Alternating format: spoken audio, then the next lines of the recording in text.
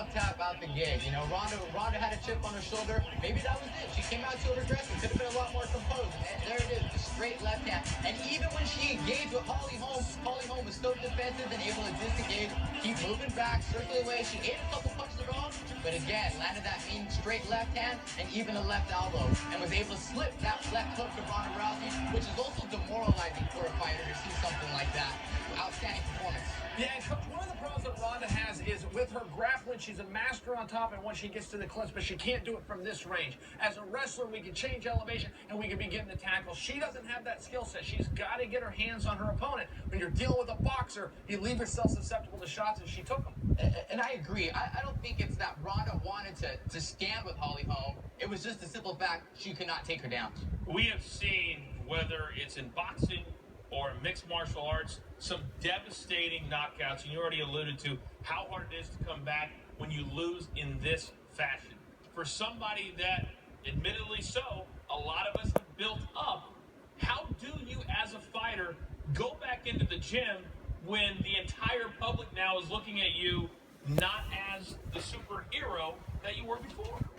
Well, that's a tough one, and that's for her to decide. But as a fighter, I've had my ups and downs, but it's all comes down to why do you fight? You know, I fight for myself. I fight because it makes me feel good. I love the challenge. Now, does she still have those feelings? Does she still want to challenge herself? Does she still want to redeem herself? Or does she want to do movies? Does she want to explore different avenues? But if she really wants to be a fighter and come back, I think she'll have to put a couple things on hold, and she needs to do 100% training and really prepare herself and try to redeem herself. But that is up to her, and she needs to make that decision, and it's all within the fighter. And Coach, one thing we always hear when you have a great fighter like Rhonda, Anderson did this to us for years, Anderson Silva, I'm going to be done, this is going to be my last one, as a way to get everybody to beg you to stick around. Whenever they get beat, all of a sudden it's when can I get in there next? Now, Michael Spinks took on Mike Tyson, they were both undefeated.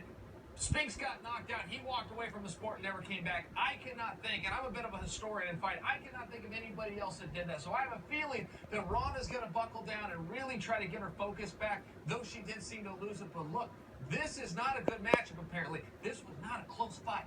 We know that she's the master of branding. The three of us here know about branding when it comes to our own personal brand. And she has mastered the interview of not letting us in, letting us know how she actually feels. Do you think she has it in her to be contrite, to be humble, to, whenever she speaks for the first time, say, you know what, I just didn't work hard enough, or I wasn't good enough on this night? Does she have it in her?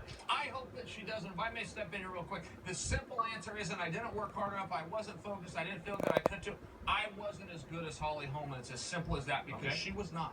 Yeah, this is not the first time she's lost. Again, she's a bronze medalist in the Olympics. The story will continue, but it's up to her again. But people have bounced back from things like this. She's already bounced back from defeat, just not in the octagon. She's lost in the judo match. She's lost numerous times, and that's the kind of stuff that builds a fighter. You know, it's part of the journey and about recovering and coming back and redeeming yourself.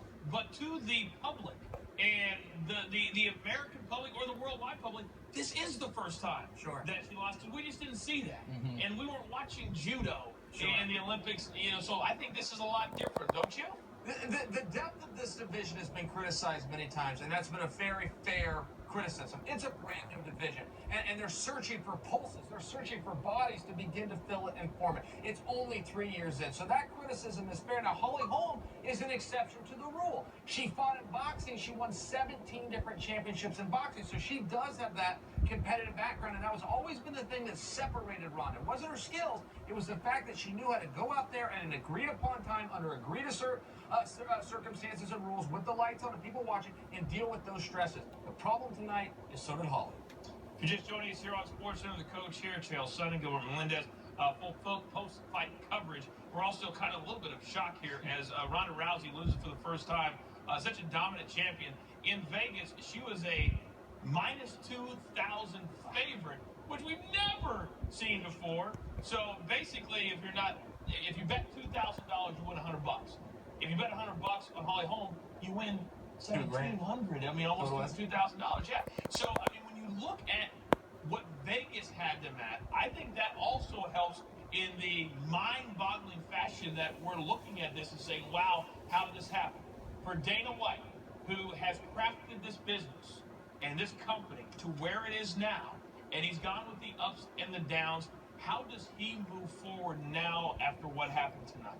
I think he's got two options now. Look, he's got Holly Holm. Now, she's not going to be an overnight star. It doesn't work that way, but she is going to be able to get another big fight. As for Rhonda, look, we just saw Anderson Silva wear these same shoes in his return fight against your teammate Nick Diaz. Did huge numbers. So Rhonda needs to take a step back, get a fresh coat of paint, and who knows how she'll do it. The PR move here, I hate this, guys, but the PR move is she sends out a tweet with a fake excuse. My rib was hurt, my shoulder was torn. The media will pick up on it. We'll cover it on Sports Center. Everybody will spread this through the environment. I hope she is sportsman enough to just say, I lost to a better fighter. But I will say, though, Rhonda did her job for the ladies in mixed martial arts. You know, before, there was no mixed martial arts for women on such a big stage.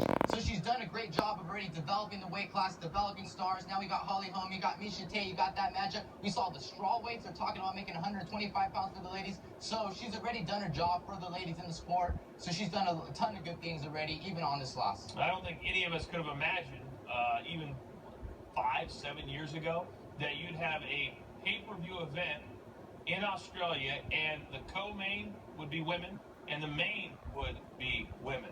So, Al, as we start to move forward, being a big-time fighter is not just about in the ring. She had the persona. She had the attitude. How do you get somebody like her to come out with that? Because now she has to sell pay-per-views going forward. That's a little bit tough. She does not naturally have that persona and attitude. Now, people have been drawn to her for the exact opposite reasons of Rhonda. We had a good guy and we had a bad guy. Rhonda was the villain. Holly was the face, if you will, Coach. Holly's going to keep that going. I think she is just a sweet and genuine person. I've never met her, but we live in a small society of fighters, and I know people that say that about her. I think the crowd is going to be drawn to her. She is not going to be the pay-per-view draw that Rousey was. She's probably not even going to be a main eventer in her next fight. She'll likely be a supporting act. That is hard to believe after what we saw tonight. But I think at the end of the fight, after she knocked Rhonda out, we saw her down on one knee, genuinely concerned for Rhonda's well-being because she had her completely knocked out. And if we can, let's go ahead and roll the highlights one more time for people who are just joining us here on Sports Center. And this was such a spectacle. By the time these two women got in the ring, there was no glove tap, and it was a complete domination from Holly Holm from start to finish. Yeah, here we go again, watching Holly with her footwork. Again, that was the key part of her footwork. Not forget, she was even pacing side to side before the bell rang. And then she started getting her timing, landing the punches, and disengaging from the times that Rhonda did clinch with her. Rhonda actually did go to the mat with her and had her back and tried to transition to the armbar, but Holly Holm stayed really tight and bailed out. Again, I want to give a lot of credit to Holly Holm's camp, what she did in her victory speech. Greg Jackson, Mike Winklejohn, and all those people there at Greg Jackson Academy, they've developed some extremely great MMA talent. She's had them for workout partners for a year. Yeah, she's 5-0 in MMA, but I know she's been training the art of mixed martial arts, not just boxing, for several years. We hear fighters talk about my camp so much. My guys, my sparring partners, my coaches. What does this say tonight about how important the team? All right, we're going to stop right there. Okay, we need to send it down to Melbourne. Ramona Shelburne is with Holly Holm now. UFC bantamweight champion, can you put this into words, what you just accomplished here tonight? I cannot put it into words, but all I know is inside I'm thinking, okay, there's still a lot to come, you know. I don't feel like I'm finished. There's a lot to come from here. You know, this is one good fight, and there's so much more to prove. You just beat Rhonda Rousey. I'm gonna probably be up all night replaying that in my head, trying to make myself believe it. I have a lot of respect for her, and like I said, I wouldn't be here and have this opportunity if it wasn't for what she has done in the sport, and I 100% do have a lot of respect for her. And you know, there's a lot of female fighters even before her that have paved the way, and all that has built up to this, and she was definitely one of the biggest, you know, ones to really kind of make a splash. And so I'm very thankful for everybody before me, because I wouldn't have this opportunity. 14-1 favorite going into this fight. How did you beat her? I had all the help in the world. I before this fight, I told everybody I came into, I didn't even want to say it too soon. I just knew it. I said, if I lose this fight, it's my own fault. I have all the help in the world. I had all the preparation in the world, the best coaching, the best teammates, and everybody, the family, and number one, my husband every day supporting me, believing in me, and just helping.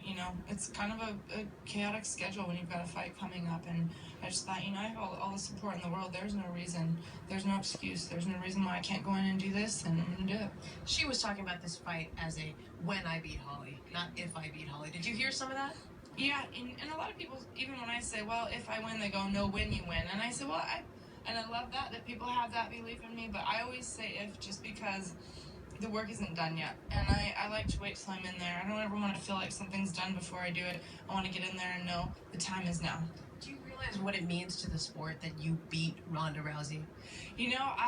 As far as the sport, I hope that it's just does even more for it.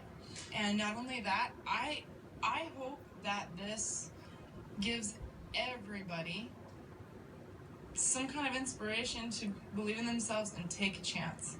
A lot of people, this fight came too soon, and then they bumped it even sooner to November. Oh, that's even sooner. She's not ready. And you know what?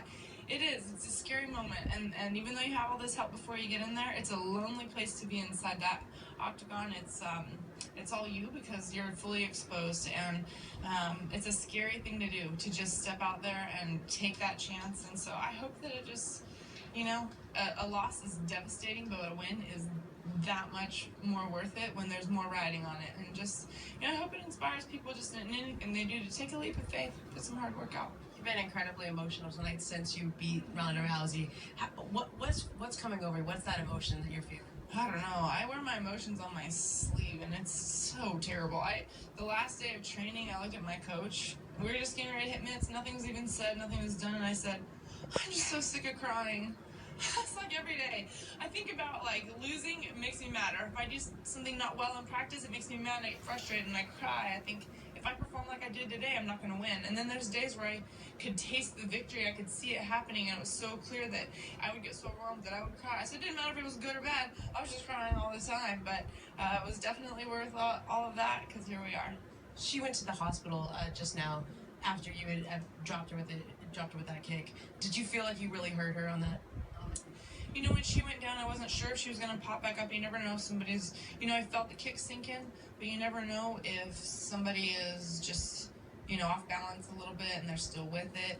And when she kind of rolled over and I went for some hammerfish, she was pretty out of it. And I just wanted to make sure and not let her recover. But I hope that everything is healthy and fine and that she's up and at it soon. Were you surprised with her game plan tonight? It seemed like she tried to box you, and you obviously are a 19-time boxing world champion. I think she wanted to throw some punches, and then it wasn't really working, so then she tried to put me on the cage, but we were ready for that. And then she tried a couple hip tosses. She went for an arm bar. So there's a lot of... She actually did go back to her original, go-tos, and we were just ready for it. I think she got a little ahead of herself in this fight. She's done well. There's no reason why she shouldn't believe in herself like that. So it's just sometimes you win, sometimes you lose, and I just hope that, my plan is just to never lose. But you come from the boxing world, so you'll understand this analogy. There's a lot of people right now that are saying Holly Holm is the UFC's Buster Douglas. It is. You know what? I think it's great, and people talk about him to this day. So I'm very honored to be part of that. One of the things that was something so much on my heart and in my passion was that I wanted to be the first person, male or female, to cross over and be a champion in both sports. And it hasn't sunk in yet, but it's here. It's just surreal. You just got done with this one, so it's too soon to talk about a rematch, but obviously Rhonda will want one. Will you give that to her? Absolutely. Every fighter, every fight I had, I had a devastating knockout, and I came back and won. And I'm glad that I had that rematch, and I think that anybody that does come out with a victory should give the rematch. That's just how the sport goes, and people are going to really want to see it, and it'll be a totally different fight the second time around, But I'm ready for it. Holly Holm, new champ.